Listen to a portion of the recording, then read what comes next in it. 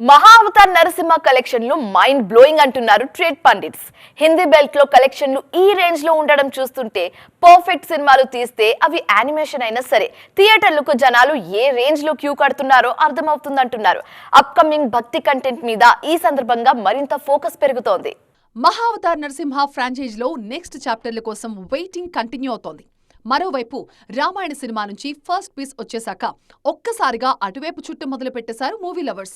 Silver screen మీద grand స్కేల్తో full visual ఎఫెక్ట్స్తో మన పురాణాలను చూడటం నిజంగా బెస్ట్ ఫీల్ అని చెప్పుకుంటున్నారు. సంక్రాంతికి పెద్ద సినిమాలు ఎన్ని ఉన్నా హనుమంతుడిని నమ్ముకుని హనుమాన్ని రిలీజ్ చేశారు ప్రశాంత్ వర్మ. ఇప్పుడు ఆ ఫ్రాంచైజ్లో ఆయన తెరకెక్కిస్తున్న మూవీ జై హనుమాన్. ఈసారి స్క్రీన్ మీద రిషబ్ శెట్టిని చూడటానికి రెడీగా ఉన్నారు రామభక్తులు. రిషబ్ శెట్టి పేరు వినగానే జస్ట్ జై హనుమాన్ మాత్రమే కాదు, కాంతారా సినిమా కూడా గుర్తుకొస్తుంది. రియల్ బ్లాక్ బస్టర్ మూవీగా పేరు తెచ్చుకుంది కాంతారా. ఈ డివైన్ బ్లాక్ బస్టర్ కి పర్ఫెక్ట్ ప్రీక్వెల్ అక్టోబర్లో ప్రేక్షకుల్ని పలకరించబోతోంది. మన దగ్గర నాగ చైతన్య నటిస్తున్న నెక్స్ట్ సినిమాల్లో కూడా పురాణాల టచ్ ఉంటుందనే మాట వినిపిస్తోంది. గుహలు, నిధుల చుట్టూ సినిమా సాగినా డివైన్ టచ్ కూడా ఉంటుందనేది ఇండస్ట్రీ టాక్.